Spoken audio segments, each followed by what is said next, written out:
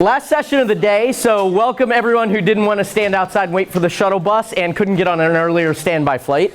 Thank you. I'm glad I get to follow Taylor Swift and Pharrell. Really makes for a nice opening when I'm going to talk about content marketing. So, kind of try and bear with me. I hope you grabbed your coffee and stay awake. I will warn you that when I gave this presentation the first time, afterwards someone came up to me and said, "Hey, you work at a marketing agency, right?" I said, "Yeah." She said, "Why do you hate marketing?" And so keep that in mind. I tend to have a little bit of a hardline view on kind of what marketing could be, and I've seen it done badly so many times that it just frustrates the hell out of me.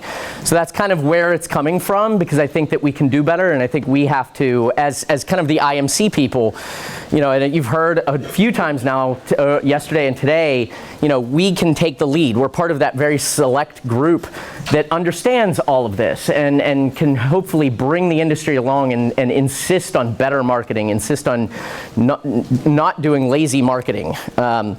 So a little bit of, see, I screwed it up already.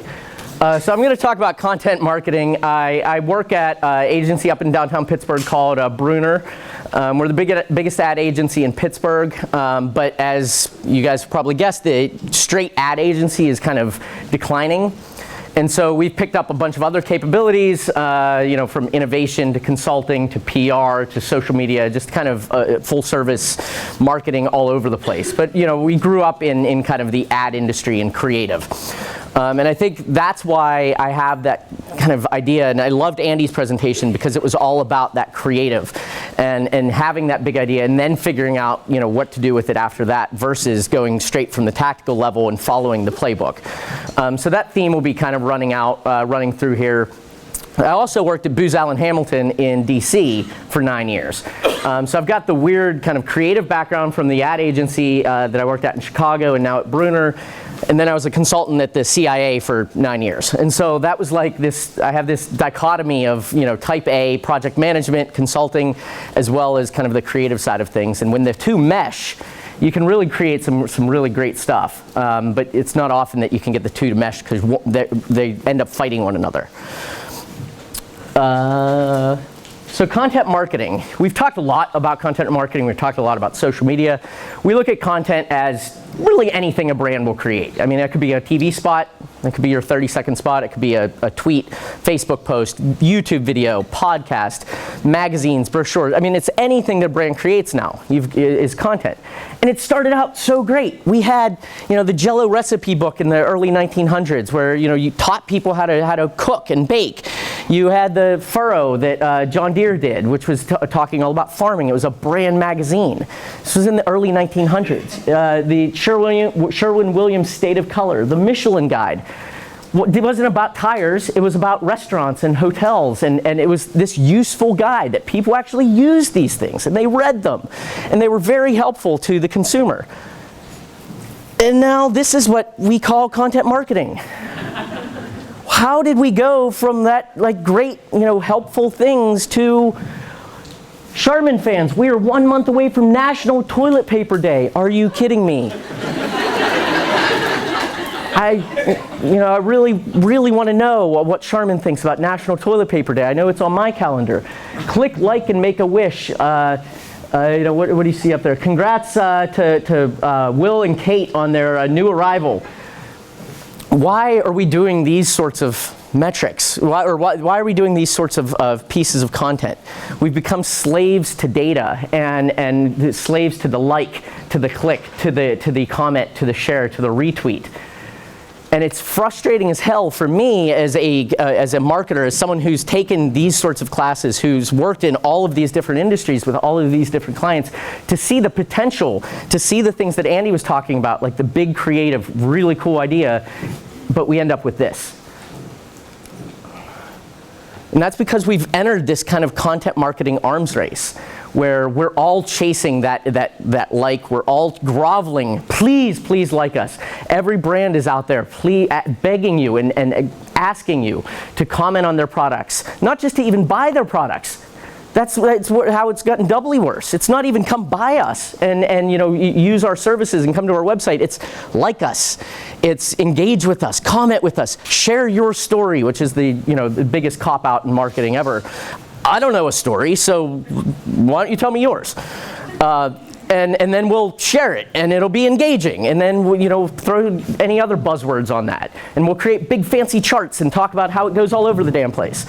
But it's still, you go back to it, it's still, now what did I do? See, you go back to that one, the content pieces that I shared there. That's what they're sharing. That's what they're talking about. What is that doing for your brand? Why are we creating all of this? Well, it's because we think like this. There's this drone now that you can throw up in the air. It'll follow you around and take pictures of you all day long. Gary Vaynerchuk, I love him. Gives great presentations. If you've ever heard one of his presentations, he's a great guy to talk with. Super high energy, does great presentations, but said this: the more content I put out, the more luck I have. And that's what brands have done. I remember back in the days of 2006, 2007, when blogs were the thing, and it was, well, let's create one blog post a week, 2 or 3 Facebook posts a week. We'll be on Twitter. We'll engage with our audience. Now it's, I think I was reading something, it said brands have to tweet upwards of 20 times a day. Facebook posts with declining organic reach, no one's seeing it. So the solution, of course, is to just pump up more of it, and let's just do 20 posts a day. And so we do editorial calendars for clients, and clients have asked us, I want a quarter's worth of content, so 3 months of content. And I want 90 Facebook posts, original Facebook posts. I want 90 more curated content pieces. I want 130 tweets. And you've got some poor guy huddled over a computer trying to crank out all of this content to keep up with this arms race that we've entered. And it's frustrating as hell to see clients paying for that kind of work, because we can do better. We can create useful things. We can create experiences. And then all of the content will flow from that. But instead of actually putting in the hard work and coming up with great ideas first, we follow the playbook and we say, well, we need 450 tweets, and you, in turn, go come up with 450 tweets. And that's how you end up with the tweets that we talked about up there.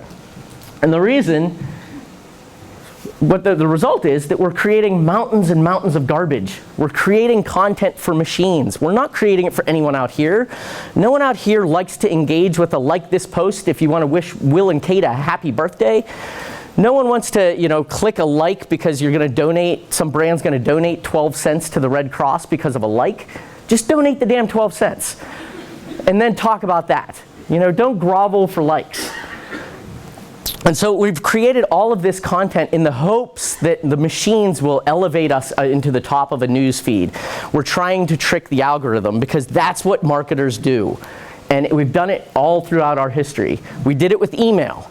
Email, when it first came out, was magnificent. I remember it. I still have a Yahoo account. I had a Yahoo account, and it was great because I could email back and forth with my classmates. I could email with my teachers. And it was this fantastic new way to communicate without having to pick up the phone and call someone. Then marketers are like, we can really make use of this.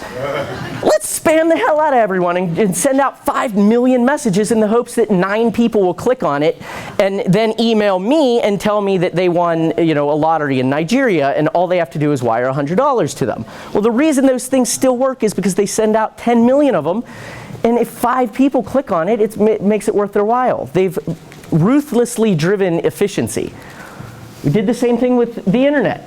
It's this great new source of information. I have access to encyclopedias of information at my fingertips.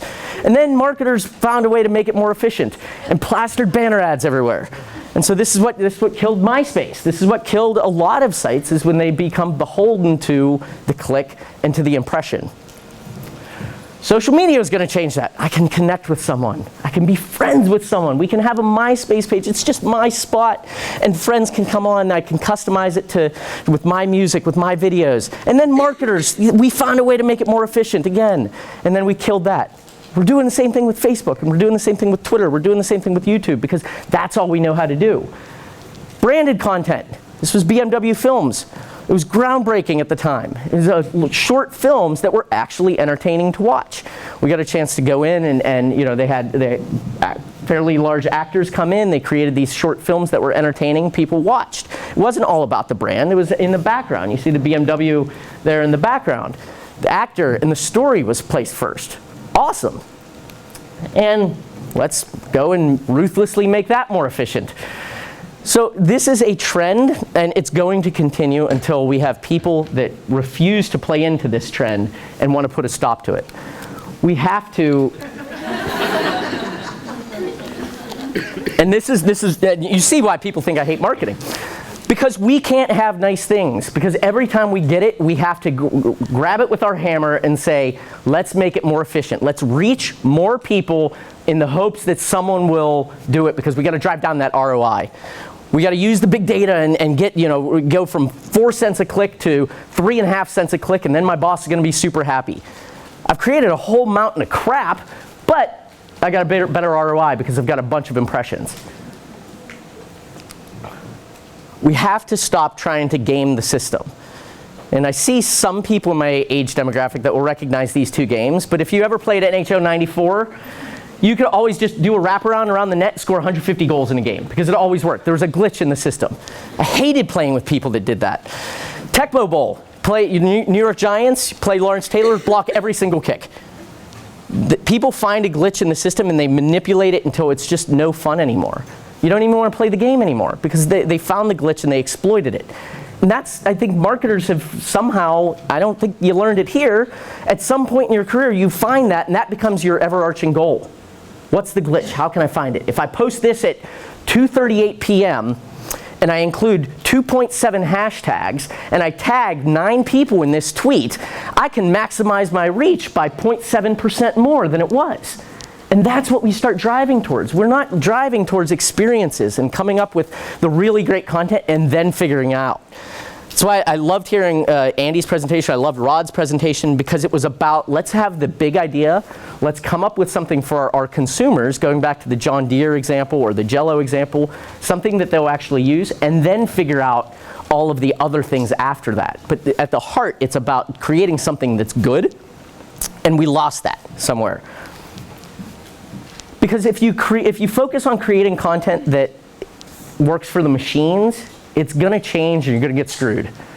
We saw this with Google Panda, with Google Penguin, Google Hummingbird. They're all trying to get away from, all of these updates are trying to get away from all of that bad content and just surface the good content. That's why Facebook changes their algorithm all the time, because of people like us. Because we plaster it with 47 Facebook posts a day in an attempt to combat the organic reach. And then you have, Steve there saying, I just want to find out that my cousin had a kid. I just want to see what my mom's doing. Or my mom is saying, I just want to know where my son's at.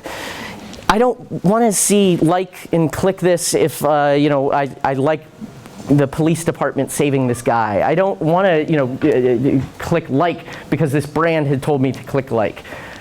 So we have to get through away from the creating content for machines and create content for people, because it's always going to change. Then you're going to find yourself stuck in the dark ages. The current way of doing it ain't working anyway. So we create all of this content for our metrics, for our dashboards, for our reports, for our bosses that want to see that ROI driven down and want to see more impressions, but it's not doing anything for the brand. It says where's the post? Social media, post by companies or brands on social networking sites. 18% actually put any trust in that. 32% information on company website, and it's like your official spot. Sponsored search engine results, ads in newspapers. These are all pretty low numbers. Because we, over the years of this optimization and the efficiency that we're driving for, has been devolving the trust that people have in brands. Because they don't trust us, because all we are interested in is the click. So instead of relentlessly demanding more consumer attention, treat the attention you do win as precious. Then ask yourself a simple question of any new marketing efforts. Is this, whatever, going to reduce the cognitive overload consumers feel as they shop the category? If it's no, stop it. when it comes to interacting with your customers, more isn't better. This is a tough thing for agencies to get their head wrapped around, because we make a lot of our money on the 500 Facebook posts that we create or the 6,000 tweets that we got to come up with. It's really easy to just say, well, you need more content. Guess who creates the content? We do. There we go. So it's a self-fulfilling prophecy on the part of marketers. And what we should be doing is insisting on a bigger idea, a better idea, an idea that will bring the brand closer to the consumer, that's not going to be impacted by the machine changes, by Google algorithms, by Facebook algorithms, where we're just monkeys, just jumping at whatever they tell us to do. After all, those likes, those comments, those impressions, those retweets, those are Twitters, those are Facebooks. They're not ours. We don't own any of that content on there. They can shift and do whatever they want with it. So why are we spending all this time creating content that lasts an hour and a half maybe? But if you create these experiences, these bigger ideas, they last for months at a time, because they're engaging with an actual person, not a machine. I realize this is a lot easier said than done, and you guys have probably dealt with a lot of these questions. I actually had these all said to me in one fashion or another. And yes, someone did ask me, why aren't we on flavor? But this is what our clients ask for. This is what your bosses probably ask for. They say, that's all great, Steve. Very idealistic of you, and I appreciate you haven't sold your soul to the marketing gods or the CIA or the consulting company that you worked for. But it's not realistic, because I got to answer all of these questions. Right? You get these all the time. But here's the thing, if you put your audience first, all that other stuff will fall into place. Don't worry about trying to follow your playbook because you read somewhere on some chart that you had to follow these 8 steps to marketing success. That the best time to tweet is 3 o'clock, and so now I need to tweet at 3 o'clock. When I was growing up on Twitter, I started 2007 or whatever, it was great because I could just interface directly with brands, and it wasn't on a branded handle a lot of times. I knew the person behind the Twitter account. So I remember talking to, what's her name, Jennifer, I think, over at California Tortilla when I lived in DC, and would just talk about the brand and the products that she was doing, the marketing that she was doing, because it was a very personable relationship. It's hard for brands to get around to go and tweet at an actual person unless it's in a customer service way now. Well, because that's not optimized. That's not cleared content. That hasn't gone through the approval chain. That hasn't been gone through the agency to create. That wasn't on our editorial calendar.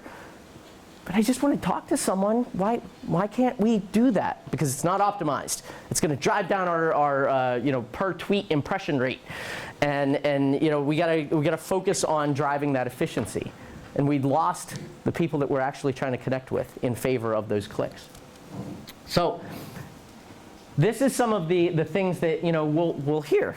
Consumers want to have relationships with their brands. Interactions build relationships. The more interactions, the better. This is kind of the ethos of a lot of common marketers. Well, guess what?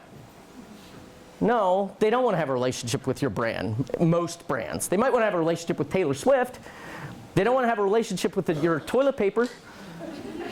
I can think of one relationship I want to have with my toilet paper, and it doesn't involve a computer. I don't want to have a relationship with my mop or my broom. I want a coupon. I may take a discount from them. I might want an experience of some sort that they give me, but it's a transactional relationship. There's this thought that interactions build relationships, but those ones that I showed you earlier, those aren't building any sort of relationship. It's a mindless click. It's not doing anything for your brand. It was optimized for the machines. It wasn't optimized for people, so it sure as hell isn't creating a relationship. Just stop. More people are engaging with our brand. Well, they're more numbers. I wouldn't exactly call them people, and I wouldn't even call it engaging. In fact, more and more people would gladly pay more to just make brands stop with this content war, this arms race that's going on. If there's always talk about Facebook or Twitter or YouTube going to a paid model where you can pay $5 a month to avoid ad-free, to get away from it. They'll never do that because they're making a ton of money from agencies and clients like me who will give a ton of money to sponsor and boost posts. But I'm sure, how many of you would pay $10 a month to not have to deal with brands on Facebook or Twitter or ads or banners and just do ad-free? There's a lot of brand angst in terms of content. Why is our default solution, well, let's create more content then? Why don't we just focus on creating better content that is actually useful, that people will actually like? Because it's a lot harder to do that. That's why. It's the lazy way out is just go, well, let's create more and churn it out and hire more interns to just get in the back of a room behind a computer and create more content. It's this shift. You've seen circles like this before. And I think it's completely valid, is if you create your content, this is like the Simon Sinek thing. Basic idea is create content for the consumer first, then go out. Figure out what the consumer wants. I'm going to create content for that person. Then I'm going to figure out, how do I tailor it to my brand? How do I activate it? How do I make it unique to what we're doing to support the campaign that I'm doing, to support my business objectives? Then I'm going to go and optimize it for the search engines and for the algorithms. Don't do it from the other way around. Don't say, well, Google changed their algorithm, so it looks like we got to create more content. Or Facebook changed their news feed, so I got to create 150 more pieces of content. Focus on the consumer, and then make everything else follow that. So when you're creating that content, focus on these 4 things. Is it filling a consumer need of some sort? Is it driving measurable consumer action? Is it reflecting the brand? And does it satisfy our business needs? Answer these 4 questions in that order, and you'll be much better off than creating the click like if you like, or click like if you like peanut butter, click share if you like jelly. These are posts that we see. The condescending corporate brand page on Facebook is fantastic, by the way. It shares a lot of this. Brands saying "bay" on Twitter is another great one. Example of just brands groveling at the next greatest thing. But if you focus on, let's just create something that they need. Let's focus on the Taylor Swift example is a good one. They wanted interaction with their favorite singer. Or the Seattle Seahawks banner one, another great example. I want to be part of the team. I'm a huge fan. I just want to engage. I want to be a part of that in some capacity. They could have given tickets away, but they engage them a lot more. By putting them first, we're able to kind of create that content that they will actually go and take without us having to pay for it. Who's our audience? What do we want them to do? How does it make them feel? These are all questions you should be answering about every single piece of content you create.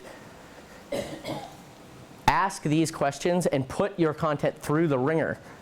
Be the pain in the ass guy in the room like I am that's asking these questions and making it harder, because it should be hard. People get frustrated on my social media team because they're off creating these pieces of content and they say, Steve, it's just a Facebook post. We just need to create this. And I said, yes, it is. You don't need to create 500 Facebook posts. You shouldn't have created the SOW that said, I need to create 500 Facebook posts.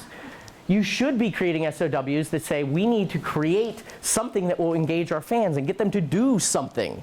Whether it's, I need to drive more traffic to our website, we need to get a certain amount of people to attend an event, I need to increase our share by 4 points. Focus on those sorts of goals. Don't focus on, we need to up our Facebook fans by 5,000 in the next quarter. And to do that, I need 500 Facebook posts. It's a never-ending circle that you're going to get yourself caught up in that you're not going to be able to get out of. And you're going to be a miserable, miserable person sitting behind a computer trying to crank out as much content as you can, versus being out and doing something and capturing content that's out there. Create content, create experiences that become content. I had a conversation with one of our interns, and she was working on a content calendar, and she was behind her computer for like 3 days. And I was like, what are you doing? She's like, well, I'm just really busy. I need to get 4 months of content created by Friday. Like, how are you doing all of that behind a computer? It's a building client that I'll talk about in a second. They have building supplies and lumber, and you can build things. And I was like, why aren't we out there building stuff? Why aren't we actually using the products? Why aren't we showing people what can be done? Why aren't we talking to people? Why aren't we in the stores talking to people? I have a retailer client. We went out and talked with people. Funny how that works. And then that leads to a bunch of content. One conversation with a customer. You got Vine videos, you got Instagram videos, you got photos of people interacting with your brand. I don't know why we don't do that more, because I got to create 500 pieces of content, so I got to do that behind my computer first. And then I got to get a creative guy and a videographer and a photographer, and it's too expensive. I can't do that. There's nothing stopping you from grabbing a camera and just going to the store and taking photos. That's the content that we need to do a better job of capturing and creating. What does your brand do that no one else can do? Everyone else can create those posts. Happy birthday, Will and Kate, or whatever the kid's name is now. Congratulations to so-and-so. Here's someone else doing an ice bucket challenge. That's all great, but what is unique about you? No one else can offer Taylor Swift. No one else can offer a chance to fly a Seahawks banner over the Seahawks stadium. No one else can offer some of those experiences. Find out what your brand can do that is unique and do more of that. Because that's what your customers want to hear about. They want to hear your story. They don't just want to hear content marketing and here's a story. If I'm friends with you on Facebook, if I'm following your brand on Twitter, if I'm subscribed to your blog, it's because I want to hear more about whatever it is that you do. Maybe it's I want discounts, maybe it's I want a coupon, but maybe it's I just like who you are. People buy why you do it, not what you do. Maybe I want to find out why you do it. Brands are too afraid to share that, though. But you create content every day. I had Cedar Fair Amusement Parks was one of my clients. Cedar Point, everyone's familiar with Cedar Point, and they had a bunch of 11 other parks throughout the country. And all of their social content was getting created behind a computer. And I was like, this is wacky. You're an amusement park. People are quite literally having the time of their lives every single day directly with your brand. How many brands can say that? Even sports teams, you can't say that because maybe you're pissed off because they lost or you're annoyed because of the lines or whatever. But amusement parks, you're there, you're vacation with your family, you're on a roller coaster, you're having the time of your life. None of their content was created out in the park. And so we said, you've got to turn your people around, get them out from behind the computer, and put them in the park. Hired some interns, just set them loose in the park. I hate advocating hiring interns to handle social media, but in this case, it made perfect sense. Send them out in the park, have them talk to people. Have them ask them to do crazy things. Take photos of them, on the rides. Just talk with them. They're a captive audience in line. Give them something to do. Have them do a selfie contest while they're in line. Because what's everyone doing if they're in an amusement park and they're in line? They're on their phone. They're literally just looking for content. And these parks weren't providing the content that they were looking for. They were playing Angry Birds. They were playing Candy Crush. All they had to do was connect with them in some way and give them something to do, because at that point, they would have done anything. It didn't even have to be anything good.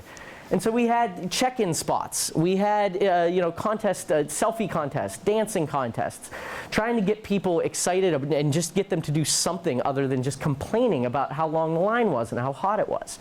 We'd deliver pizza just randomly to a crowded line. Just say, here's some pizza. That takes what, 20 bucks? And that's a hell of a lot cheaper than paying an agency like me to go and create 19 tweets from behind a computer. This way they get a bunch of earned tweets because it's like, oh my God, we just got free pizza because I was hanging out in line and they came back and I didn't mind hanging out in line anymore. You don't even have to create it all. You can create original content like the Seahawks banner or a Taylor Swift experience that's big, that's meaty, that takes a lot of hours, it takes a lot of time, it takes a lot of strategy to come up with. That's great. Create some of that. But you can go and find content. You can share that. You can find out what other people have done. If your consumer is interested in what your brand is, there's nothing stopping you from sharing what related brands are doing.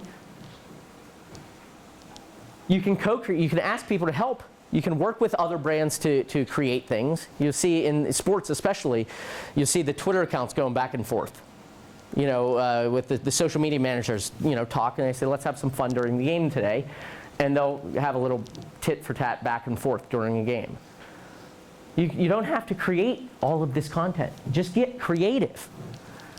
You can pay someone else to create the content for you. You can ask for user-generated content and use that. People are taking photos of them and your brand all the time. Put it to good use. Yellowwood is one of our clients. It's a pressure-treated pine.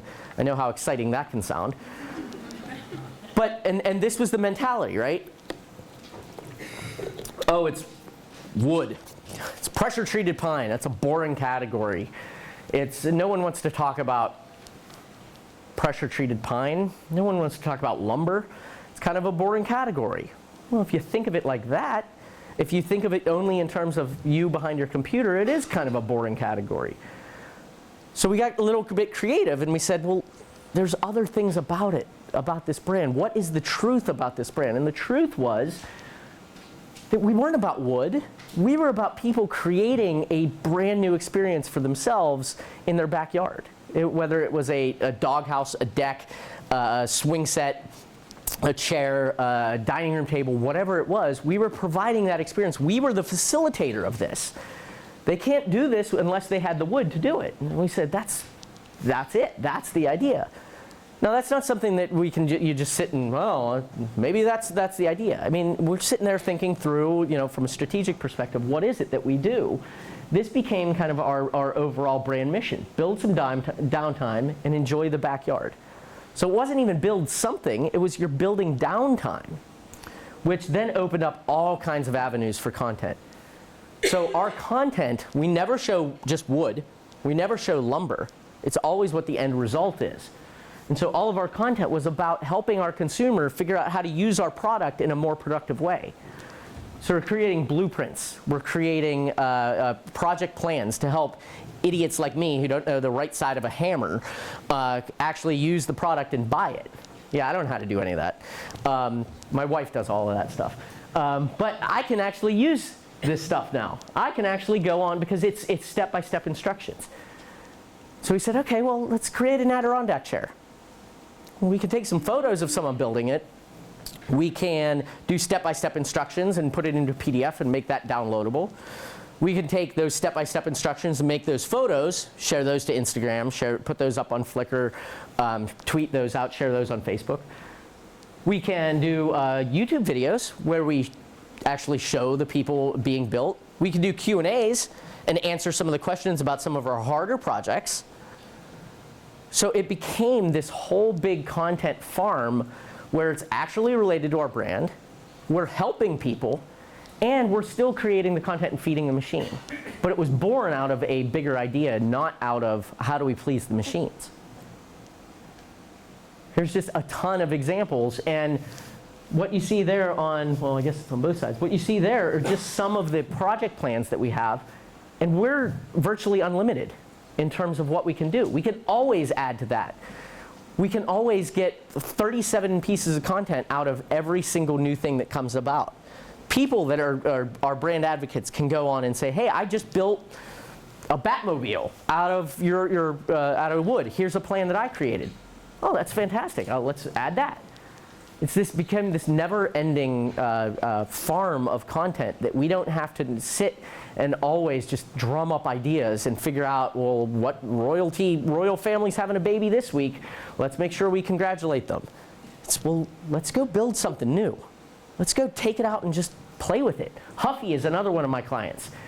You know what the Huffy slogan was that I thought it was when I first joined the firm? I had a Huffy. That's what everyone said. I had one. No one said I still have one. It's still a brand. We're still around. We're still selling bikes. But everyone said I had one. And so what we said was, we had a brand that is a bike that's a much lower price point than other bicycles in the market. You can still buy one. It's that gateway for people like me or my wife who just want to go for a bike ride with our kids. Don't necessarily want to get into the biking lifestyle. You don't want to see me in biker shorts. I'm not going to take a bike to work. I live in the North Hills, and I got to go into Pittsburgh. I ain't biking that.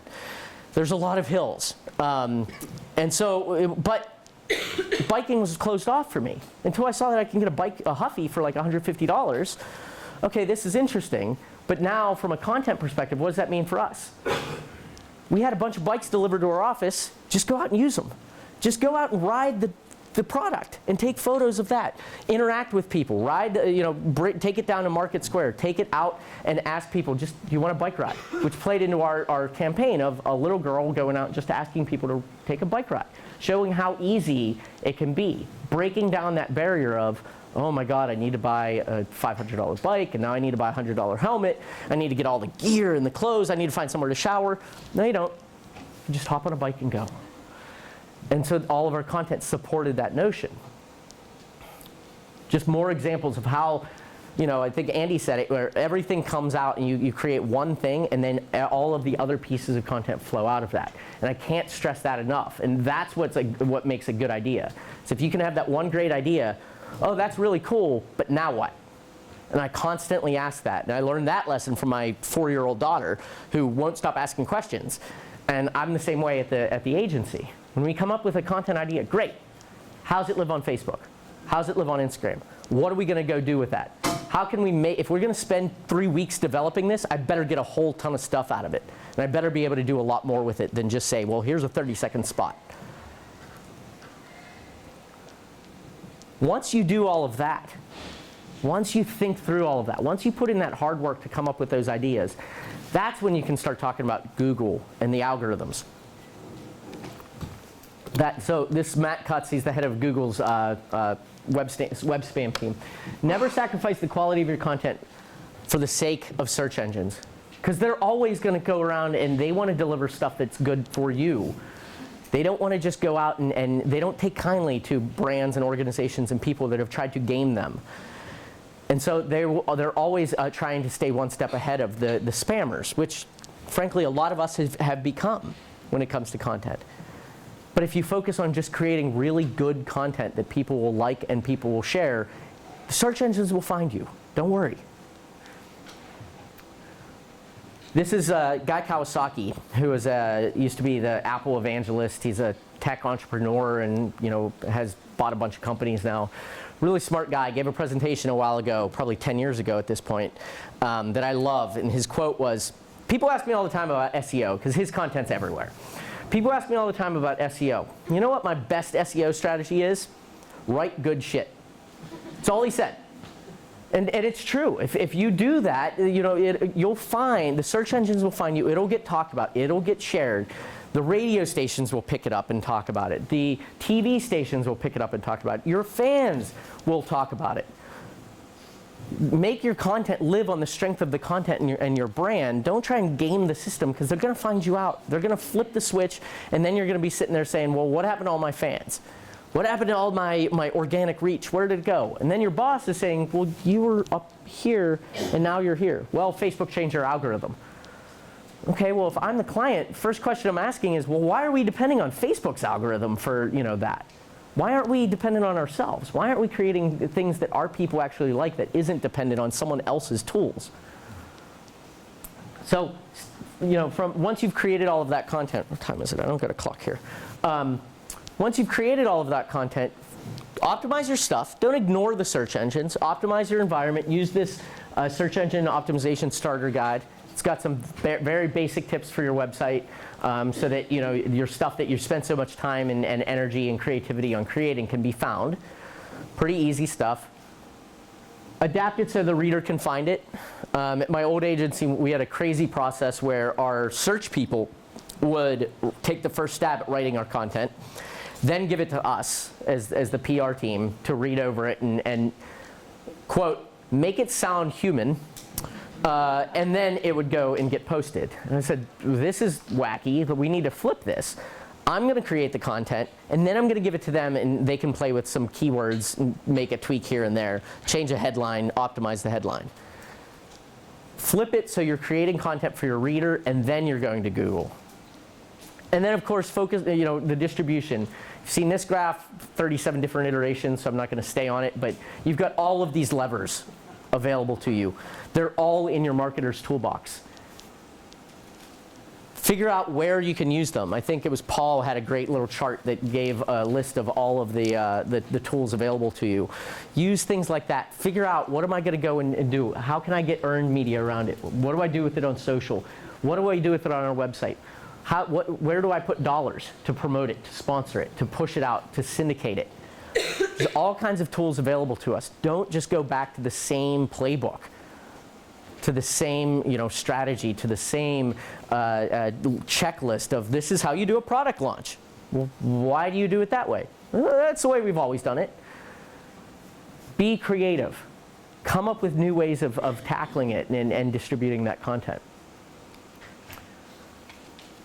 So when you're talking content marketing, focus on helping the consumer first, aligning with your brand second, and then optimizing for Google third. In that order. Don't flip it. So that's me. I'll take some questions. If anyone has any questions about content marketing or social, PR, anything. Yeah, up there. Are there any brands you can think of whose content marketing doesn't make your head explode? Well, of course, all the ones I work on. No. I like what kind of, what is it, Duke Cannon soap. It's kind of a smaller brand. Came out. It was founded by, I think, two former military, I'm not sure which branch, created this soap. It was like the man soap. And it was like this huge brick. Doesn't fit in my little girly hands. But it's this huge like man-sized thing. And that was their thing. Everything derived from, we're like former military, we're men, we're all about that. And so everything has that tinge. Everything is kind of coming from that same place. Another good one, I don't want to give you like Red Bull. Everyone's heard of that. It's another really good one. I don't know, who's doing it good? Like smaller brands that you guys know. Dollar Shave Club, that's good. Harry's is another, like the smaller upstart brands, because I forget whose presentation it was. That's a good one, because they've had to kind of say, I'm a smaller challenger brand, I need to step up and differentiate. So that you see a lot of good content from those sorts of Warby Parker, Dollar Shave Club, Harry's, like these guys that are trying to step up into an entrenched space. They've had to set themselves apart. And the way they've set themselves apart wasn't by spending $5 million on content marketers to go and pump out a shit ton of content. They spent some money on some really solid creative ideas, found out what was true to them, and embraced it. And were just who they were. And they filled that gap in the market and said, we're not Gillette, we're not, what are the other, Bic, we're not the big competitors. We're just who we are, and we like who we are. And so I think it's been really powerful. You had a question? We've heard a little bit in the past couple days about brands joining a conversation that's already existing on social media. And I was just wondering, like, where do you come down on that? Like, an example I think of is when Deflategate happened, how many brands jumped on that, put their own spin on it. Where does that fall for you? I think that stuff, so the question was, there's a lot of conversation about joining the conversation instead of, starting your own. So things like Deflategate or the Super Bowl, real-time marketing, Pharrell's hat, with what Arby's did. I think there's certainly a place for that if that's part of your kind of brand DNA. If you have a right to be playing in that space. For example, I was talking about Yellowwood. We're not going to be jumping on any real-time trends happening at the Oscars. Not exactly our target market. Now, if something happened in NASCAR, if something happened in, the Steel Lumberjack Challenge that they show on Saturday afternoons on ESPN in the summer, would jump on those sorts of things. So I think people can see through that. I think, brands have assumed that we're all idiots in a lot of cases. Name a movie that doesn't begin with the letter B. Okay. I can probably do that, but that's the engaging content that they create. But if you treat your customer like they're smart, that they know what you're doing, they can see beyond, the efforts to just jump on a new trend. If you're fun, if it ties with your brand, by all means, go for it. But be agile enough that you can partake in it. Don't post something a week later and say, okay, well, here's a piece of wood with Pharrell's hat on it. Yeah. You said that consumers don't want to have a relationship with their toilet paper brand. So what do the toilet paper brands do?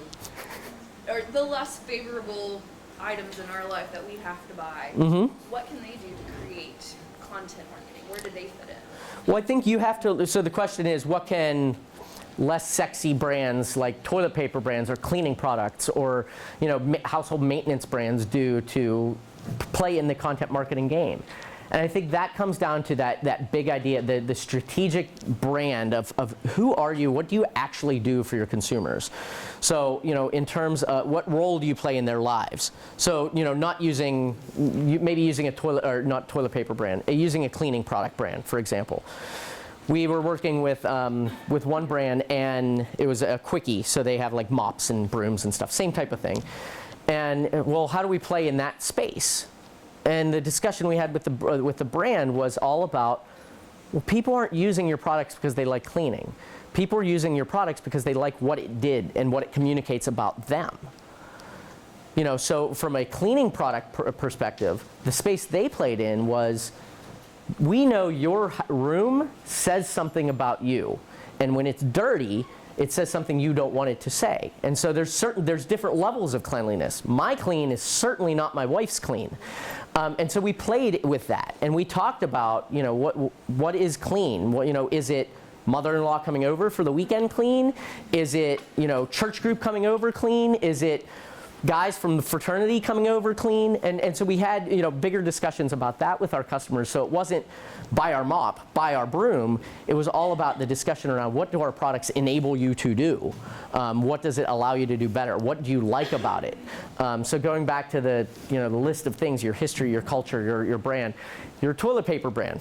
Okay, well, you can have conversations about other necessities in life that you need but maybe aren't, don't play in that role, that aren't that kind of sexy brand, but you need them. Why? What is it that you need about this brand? So Charmin, locked onto that consumer truth with the bears that walk around, which is weird, but I mean, it's working for them, and I know the brand now.